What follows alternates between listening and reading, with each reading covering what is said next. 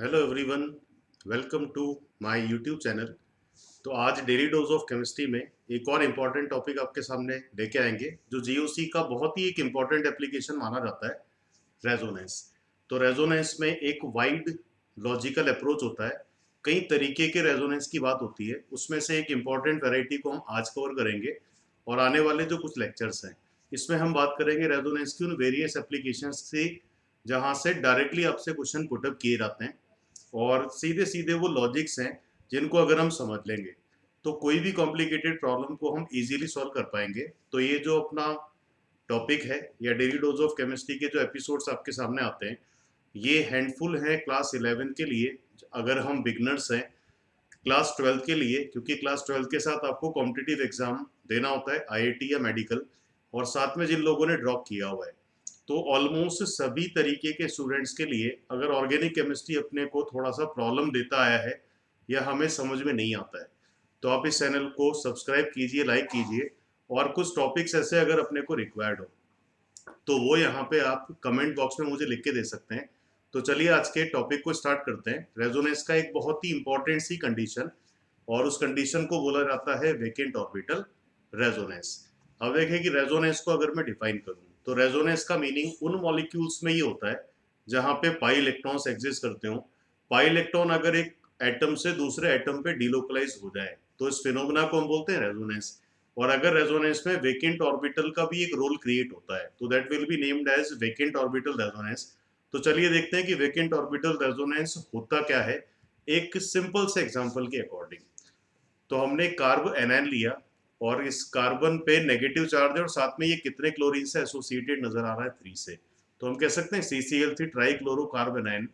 अब देखें कि ये नेगेटिव चार्ज कार्बन पे एग्जिस्ट कर रहा है और ये कितने क्लोरीन से डायरेक्टली कनेक्टेड है, 3 से। तो फर्स्ट ऑफ ऑल अगर हम कंसेप्ट की बात करें तो इलेक्ट्रॉन नेगेटिविटी, इलेक्ट्रॉन को अपने तरफ अट्रैक्ट करने का जो पावर है इसमें डेफिनेटली क्लोरीन का नेगेटिविटी किसके कंपेरेटिवली बेटर कंसीडर होता है, कार्बन के। तो दैट मीन्स की ये जो इलेक्ट्रॉन डेंसिटी हाई नजर आता है कार्बन पे, क्लोरीन एटम मोर नेगेटिव होने की वजह से इसको अट्रैक्ट करेगा। अब अगर हम क्लोरीन में इलेक्ट्रॉन अट्रैक्शन की बात करें तो ये नेगेटिविटी है। अब यहाँ पे अगर हम क्लोरीन के इलेक्ट्रॉनिक कॉन्फ़िगरेशन की बात करते हैं तो क्लोरीन का एटॉमिक जो नंबर है जिसको आप Z से रिप्रेजेंट करते हो दैट विल बी 17। अब अगर इलेक्ट्रॉनिक कॉन्फ़िगरेशन यहाँ पे क्लोरीन के रिगार्डिंग लिखा जाए तो configuration will be 1s2, 2s2, 2p6, 3s2 and 3p5। तो ये कॉन्फ़िगरेशन अपने को क्लोरीन का मिलेगा। अब देखो कि यहाँ पे अपन अगर आउटर मोस्ट शेल की बात करें तो it will be third shell, और थर्ड शेल में अगर हम एंटर करते हैं तो यहाँ पे 3D की भी एंट्री हो जाता है और इसमें अभी अगर इलेक्ट्रॉन्स नहीं है तो आप ये कह सकते हो कि 3D जो ऑर्बिटल्स हैं इनमें इलेक्ट्रॉन का नंबर 0 लिखा जा सकता है। तो इन क्लोरीन के पास कहीं ना कहीं आप कह सकते हो कि एक वेकेंट ऑर्बिटल है 3D जीरो की फॉर्म में। तो ये क्लोरीन इलेक्ट्रॉन डेंसिटी को अट्रैक्ट तो कर ही रहा है और अगर इसके पास कुछ वेकेंट ऑर्बिटल्स अवेलेबल हैं तो दैट मीन्स कि इलेक्ट्रॉन को अट्रैक्ट करने के साथ इलेक्ट्रॉन को एक्सेप्ट भी कर पाएगा, क्योंकि ऑर्बिटल अगर वेकेंट है तो ये इलेक्ट्रॉन एक्सेप्टर का रोल ही प्ले करेंगे। तो ये जो नेगेटिव चार्ज अपने को कार्बन पे अपियर हो रहा है, इलेक्ट्रॉन डेंसिटी हाई है, क्लोरीन इसको अट्रैक्ट कर रहा है बिकॉज ये माइनस आई है, बिकॉज इसका नेगेटिविटी हाई है। बट अगर ये इलेक्ट्रॉन को एक्सेप्ट भी करेगा तो कार्बन से इलेक्ट्रॉन डीलोकलाइज अब कहाँ पे करा सकते हो, क्लोरीन पे। और जब इलेक्ट्रॉन डीलोकलाइज हो गए तो इससे एक पॉसिबल स्ट्रक्चर बनेगा, दैट मीन्स कि पहले ये कार्बन पे थे तो ये नेगेटिव चार्ज था, अब ये इलेक्ट्रॉन डेंसिटी कहाँ पे लोकेटेड हो जाना चाहिए, क्लोरीन पे। तो इलेक्ट्रॉन को हमने डीलोकलाइज किया कार्बन टू क्लोरीन, और जब भी इलेक्ट्रॉन डीलोकलाइज होने के बाद कोई भी आयन, रेडिकल या मॉलिक्यूल एक से ज्यादा स्ट्रक्चर शो करता है उसको हम बोलते हैं रेजोनेटिंग स्ट्रक्चर। तो कितने रेजोनेटिंग स्ट्रक्चर हमने CCl3 नेगेटिव आर्च के बना दिए, 2 बना दिए। दैट मीन्स कि जब पाई इलेक्ट्रॉन का डीलोकलाइजेशन यहाँ पे हमने एक्सप्रेस कर लिया तो ये बेसिकली एक रेजोनेंस वाली कंडीशन हो गई। और इस रेजोनेंस के पीछे अगर मैं किसी रीजन की बात करूं तो ये इलेक्ट्रॉन का डीलोकलाइजेशन, इलेक्ट्रॉन का डिस्प्लेसमेंट इस वजह से हुआ है क्योंकि क्लोरीन के पास कुछ ऑर्बिटल वेकेंट है। तो दैट मीन्स कि वो रेजोनेंस जो वेकेंट ऑर्बिटल के अकॉर्डिंग हो रहा है, वेकेंट ऑर्बिटल की वजह से हो रहा है, that will be named as vacant orbital resonance. तो ये एक सिंपल आइडिया है। अब इसके बाद अगर इसको हम प्रॉपरली डिफाइन करना चाहें तो डेफिनेशन वेकेंट ऑर्बिटल को किस तरह का दिया जा सकता है। अब देखो कि मैंने नेगेटिव चार्ज को डायरेक्टली किससे कनेक्ट किया, Cl से।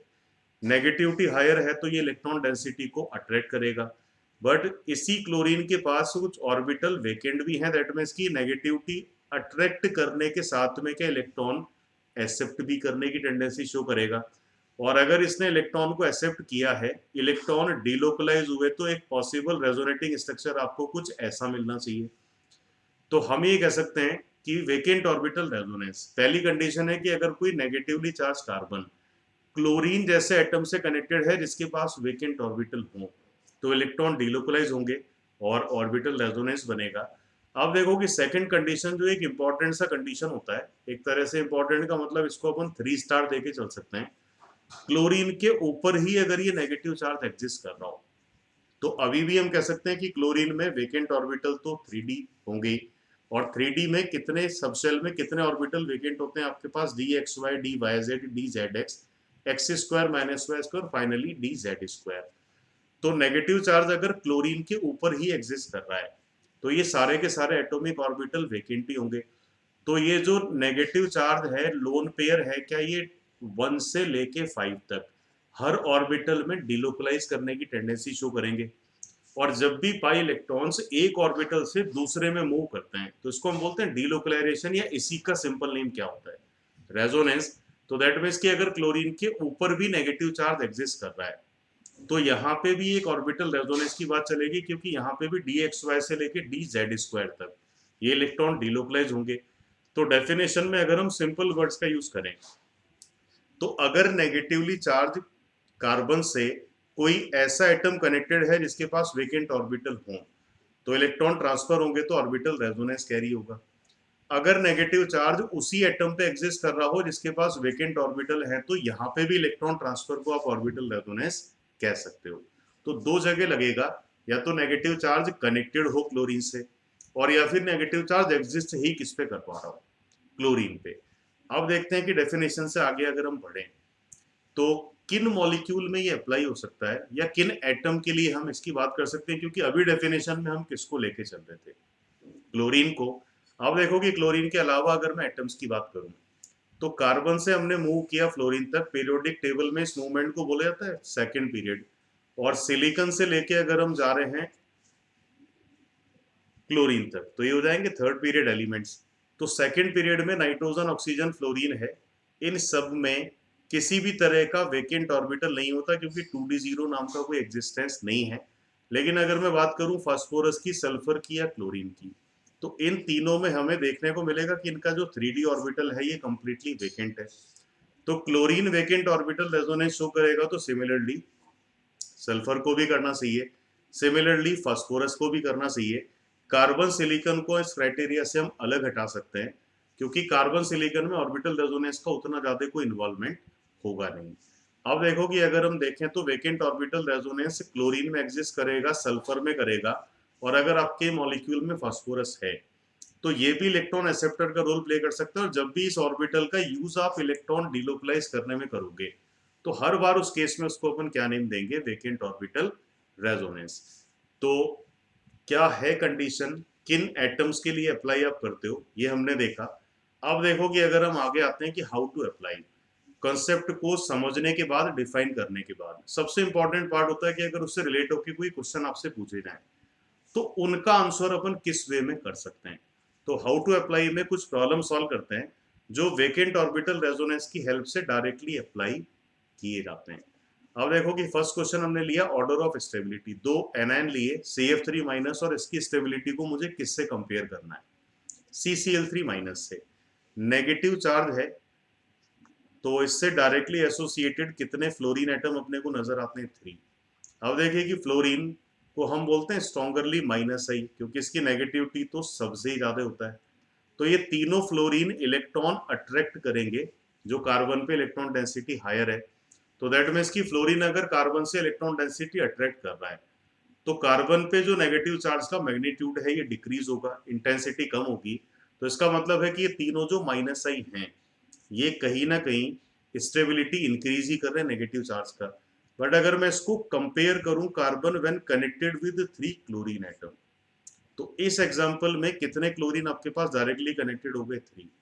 अभी भी यहाँ स्टिल नेगेटिव चार्ज है, क्लोरीन भी कार्बन से ज्यादा नेगेटिव है, इसका मतलब ये इंडक्शन में माइनस आई को तो अप्लाई करना ही है। ये भी अट्रैक्ट करेगा नेगेटिव चार्ज को, लेकिन क्लोरीन का माइनस आई पावर रिलेटिवली थोड़ा सा कम होता है। बट माइनस आई होने के साथ में क्या ये कुछ ऑर्बिटल वेकेंट भी है 3d0। तो इस वाले केस में आप ये कह सकते हो कि नेगेटिव चार्ज ये डीलोकलाइज होके क्लोरीन पे शिफ्ट भी हो सकता था, जो काम किसमें नहीं हुआ था, क्लोरीन में। तो अब मैं कह सकता हूं कि अगर नेगेटिव चार्ज को मैंने डीलोकलाइज कर लिया कार्बन टू क्लोरीन, तो कुछ इस तरीके का एक नया स्ट्रक्चर मिलेगा, जिसको मैं बोलूंगा रेजोनेटिंग स्ट्रक्चर। तो CCl3 में एक तो मुझे माइनस आई पावर मिल रहा है, और साथ में ऑर्बिटल की वजह से यहाँ कौन सा इफेक्ट ऐड हो गया? रेजोनेंस ऐड हो गया। जबकि CF3 माइनस चार्ज में हमें सिंपली कौन सी पावर मिल रही थी? Minus I power. तो माइनस आई इंडक्शन एक वीकर इफेक्ट है, हम सबको पता है, जबकि रेजोनेंस एक स्ट्रॉन्गर इलेक्ट्रॉनिक डिस्प्लेसमेंट होता है। तो माइनस आई और रेजोनेंस दो रीजन है इस नेगेटिव चार्ज को स्टेबल करने के। और अब अगर मेरे से बोला जाए तो स्टेबिलिटी में इन दोनों में से किसको हम मोर स्टेबल बोल पाएंगे? CCl3 माइनस को। तो नेगेटिव चार्ज की स्टेबिलिटी में डेफिनेटली ऑर्बिटल रेजोनेंस काम आएगा। अब देखो कि अगर मैं सेकंड क्वेश्चन पे जाता हूँ, तो यहां आपसे पूछा जाता है ऑर्डर ऑफ एसिडिक स्ट्रेंथ। एक लिया हुआ है सिंपल अल्कोहल, और एक इसको कंपेयर मुझे करना है RSH से। दैट मीन्स की एसिडिक स्ट्रेंथ का कंपैरिजन आप कर रहे हो थायो अल्कोहल से। तो एसिडिक स्ट्रेंथ में आप जब इसको डिसोसिएट कराओगे तो it can provide conjugate base RO minus, और अगर एसिड है तो ये रिलीज करेगा H प्लस। और अब अगर मैं थायो अल्कोहल को डिसोसिएट करा रहा हूं तो it can provide RS minus along with active hydrogen, acidic hydrogen atom और प्रोटॉन। तो ये जो है एल्कोक्साइड आयन एंड थायो एल्कोक्साइड आयन, ये बेसिकली कॉन्जुगेट बेस हैं। अगर ये स्टेबल होंगे तो एसिडिक स्ट्रेंथ कंपेयर होगा। तो अभी ये नेगेटिव चार्ज हमें किस पे अपीयर नजर आता है? ऑक्सीजन पे। ऑक्सीजन एक नेगेटिव एटम है, ये क्या अप्लाई करने जा रहा है? माइनस आई। यहाँ सल्फर पे ये नेगेटिव चार्ज आपका ऐड है, ये भी नेगेटिव एटम है, तो ये भी क्या है? ये भी माइनस आई है। ऑक्सीजन का नेगेटिविटी ज्यादा है तो minus I power relatively maximum work कर रहा है। और अगर नेगेटिविटी के बिहाफ पे देखूं तो सल्फर का नेगेटिविटी कम है, इसका मतलब माइनस आई पावर क्या है? कम वर्क कर रहा है। तो अगर नेगेटिविटी से हम सॉल्व करते तो ऑक्सीजन पे negative charge more stability show करता रादर देन सल्फर। लेकिन सल्फर के पास एक और फैसिलिटी है, क्योंकि ये थर्ड पीरियड में आता है, तो इसके पास क्या 3d0 वेकेंट होंगे, और ऑर्बिटल रेजोने वेकेंट है, तो यहाँ पे एक फिनोमेना सल्फर में एक्स्ट्रा ऐड हो जाएगा, जो क्या होगा? Orbital resonance. तो दैट मीन्स कि RS माइनस में माइनस आई के साथ में क्या चीज मिली? रेजोनेंस मिला। तो अब इस कॉन्जुगेट बेस के साथ में ये वर्ड आप ऐड इजीली कर पा सकते हो कि it will be more stable. और अगर मोर स्टेबल है तो क्या एसिडिक स्ट्रेंथ भी थायो अल्कोहल का सिंपल अल्कोहल से ज्यादा ही होगा। तो सिंपल अल्कोहल से मोर एसिडिक होता है थायो अल्कोहल, बिकॉज इसका कॉन्जुगेट बेस दो रीजन से ज्यादा स्टेबल है। One is minus I power of sulphur, and other is या bigger reason is orbital resonance which can provide by sulphur atom due to vacant orbital. तो चलिए एक और क्वेश्चन देखते हैं ऑलमोस्ट सिमिलर थीम पे। दो हेट्रोसाइक्लिक कंपाउंड है, और अगेन हमें कंपैरिजन किसका करना है? एसिडिक स्ट्रेंथ का। अब देखो कि एसिडिक स्ट्रेंथ का कोई भी क्वेश्चन बनेगा तो ये बेसिक मीडियम में डिसोसिएट आप कराओगे, it can provide H plus, और ये भी डिसोसिएट होके क्या प्रोवाइड करने जा रहा है? H plus. कॉन्जुगेट बेस इस जगह भी नेगेटिव चार्ज बनेगा, और यहाँ पे भी कॉन्जुगेट बेस आयन क्या बनेगा? Negative charge. कॉन्जुगेट बेस का स्टेबिलिटी ही डिफाइन करेगा कि कौन ज्यादा एसिडिक है। अब देखो कि ये नेगेटिव चार्ज कितने ऑक्सीजन से डायरेक्टली कनेक्टेड है? दो। Oxygen is more negative than carbon, that means कि ऑक्सीजन आपको कौन सी पावर प्रोवाइड कर रहा है? Minus I. ये माइनस आई दोनों सल्फर भी प्रोवाइड करेंगे, क्योंकि कार्बन से तो ये भी ज्यादा नेगेटिव है।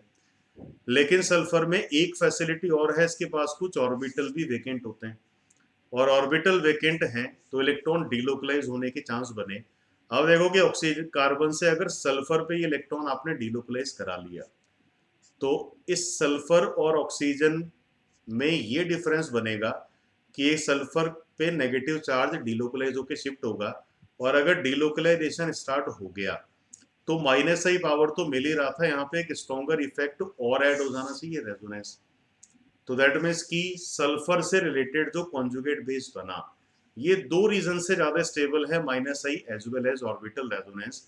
और अब हम कह सकते हैं कि अगर कॉन्जुगेट बेस से ज्यादा स्टेबल है तो क्या एसिडिक स्ट्रेंथ भी इसी हेट्रोसाइक्लिक कंपाउंड का इंक्रीज हो जाना चाहिए।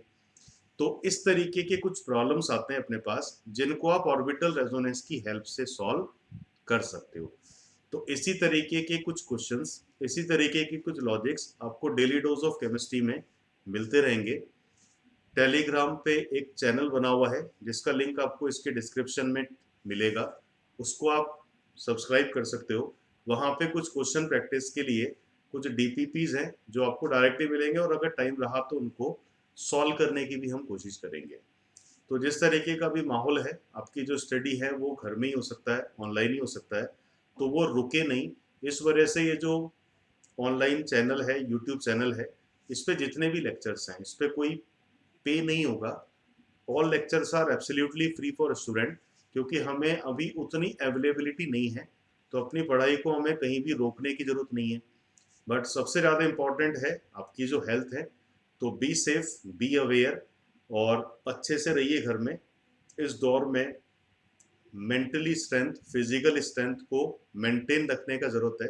दोनों चीज़ें हार्ड है, लेकिन अगर हमने घर में रहेंगे तो हम इससे फाइट भी कर पाएंगे, दूसरों को अवेयर भी कर पाएंगे। तो चलिए, ऑल दी बेस्ट।